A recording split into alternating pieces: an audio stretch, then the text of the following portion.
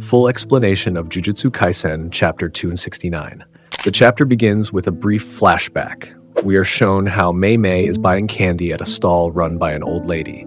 Who is this grandmother and what is the meaning of the scene? The answer will be at the end of the chapter, because the first discussion of this chapter will take place at Jujutsu High School. After Yuji, Megumi, and Obara were called by Maki, we finally know what happened to Yuta. So after using the Kenjaku technique, Yuta surprisingly returned to his body. In the room where the students and other sorcerers were gathered, Maki scolded Yuta.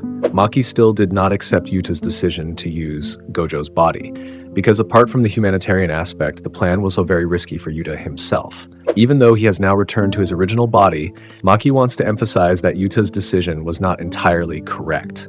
Meanwhile, once faced with the other sorcerers, Megumi and Yuji intend to apologize. Megumi felt guilty because of his actions, the other sorcerers were in danger, while Yuji wanted to tell them that from the beginning he was the trigger for all this disaster. But Kusakabe explained that the two of them were just victims of Kenjaku and Sukuna's plans, and therefore they didn't need to feel guilty because the adults who should be blamed in this situation were incompetent. Returning to Yuta, Yuji asked why Yuta could finally return to his body. Yuta explained that all this was thanks to Rika. So when Yuta moved into Gojo's body and Rika separated from him, Yuta thought that the connection between the two had been broken. But what happened at that time, Rika remained in Yuta's body so that she could still heal his wounds with the reverse curse technique.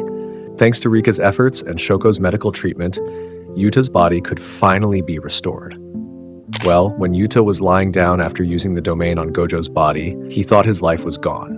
But it turns out, he only entered the motion stop phase.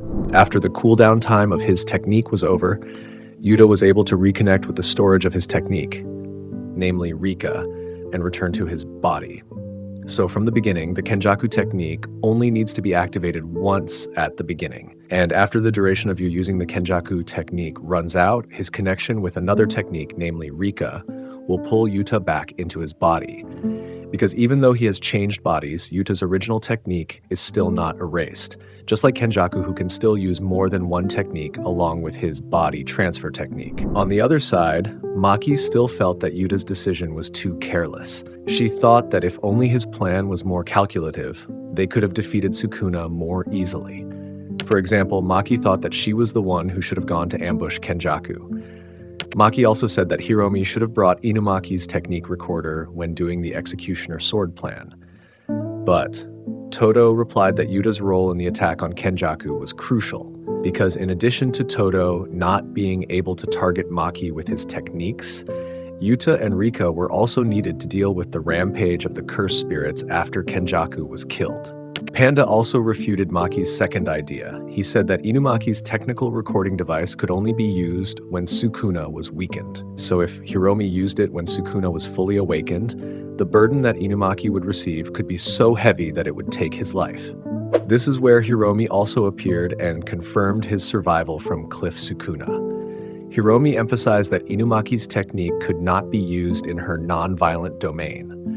So he was the one who suggested using the recording device in Yuta's uninterrupted domain.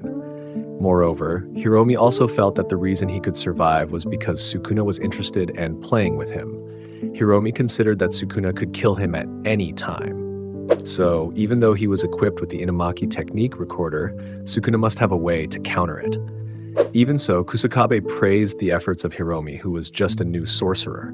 But because she felt that her opinion was right, Maki switched to pointing out another gap. This time, she mentioned that if only Miguel and Larue had arrived sooner, the outcome of the battle might have changed drastically.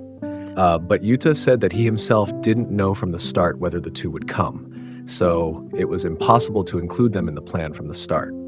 And as if trying to defend, Yuji stated that it was Yuta's service who lent him the curse weapon, so it was thanks to his hand armor that Yuji could hide the wounds on his two fingers. And most importantly, thanks to Yuta, who was willing to use Gojo's body, Sukuna's domain could be countered. Not only that, Hakari also said that thanks to Yuta allowing the sorcerer to prepare inside Rika, they could attack Sukuna after Gojo was defeated more quickly. Thanks to that, Uraume could be separated immediately. Todo also defended Yuta's plan and attributed some of the mistakes to him, such as when he failed to save Choso and Yuji from Sukuna's domain. Todo said that at that time, Sukuna's curse energy in the center of the domain was radiating very strongly, and that's why he was unable to target Choso and Yuji's curse energy in the center of the domain. Ino also regretted not helping Choso, even though they were both in the middle of that situation, because the difference is that Ino still had time to be helped by Ui's teleportation technique. Yuji said that Ino didn't need to feel guilty, because if he helped Choso, Yuji would die instead. So Yuji emphasized that there was nothing wrong in that situation, and Choso chose to sacrifice himself. Feeling cornered, Maki emphasized that she didn't want to blame Yuta for the casualties. Panda and Inumaki immediately understood that Maki was only worried about Yuta. In addition, we also get confirmation that it was Miwa who helped Maki take cover from Sukuna's domain and brought her out of the domain through the Boogie Woogie technique, even though Kusakabe had told her to stay away from the fight. Momo also played a role in bringing Mei to the top of the building with her flying broom, but she felt regret for not being able to join the fight like Hakari, who regretted not being able to fight Sukuna because Urame was stronger than he thought.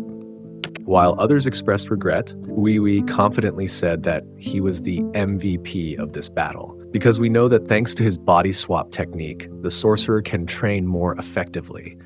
And thanks to his teleportation, those who are injured can be helped immediately.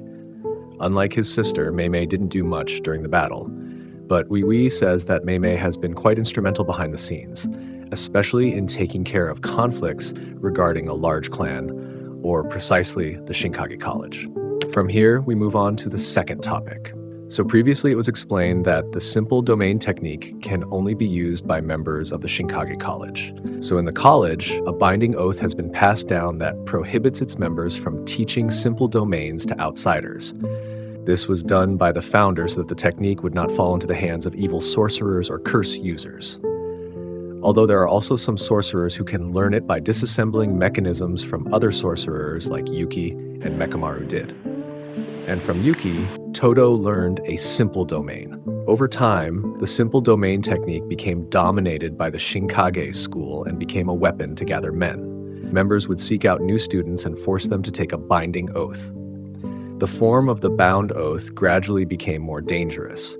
There were even rumors that the current head of the school absorbed the lives of its members as payment for learning the simple domain, and the existence of the head of the school was almost unknown to anyone.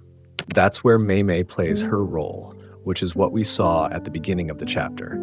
So thanks to Mei's efforts to clear the head of the school, Kusakabe is now the new head of the school, and now all the vows that the members were bound by have been removed by him. This is why, before fighting Sukuna, Yuji and friends were able to freely study the simple domain. But Mei's efforts clearly had a specific purpose. Ui, who is also a member of the college, will one day become its head. So Mei intends to ask for monthly money from new members later. So to learn the simple domain, there will be a subscription fee too. At the end of the chapter, we also saw a flashback where Mei killed the head of the Shinkage school.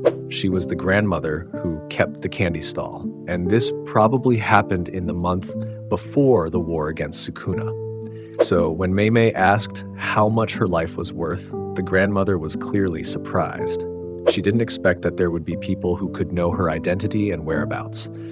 But Mei said that she knew from someone. At first, she was silent until she finally said Tengen's name. Master Tengen, who knew everything inside her barrier, had told her where she was.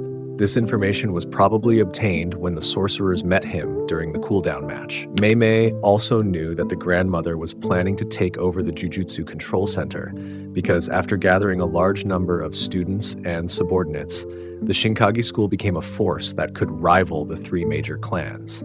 Moreover, the Zenin clan was currently collapsing, and the same could potentially happen to the Kamo clan and the Gojo clan after the conflict. Mei also praised that great ambition, but in her opinion, that ambition was not worth the money and lives, because the lives of sorcerers could have been saved if only that simple domain had not been monopolized.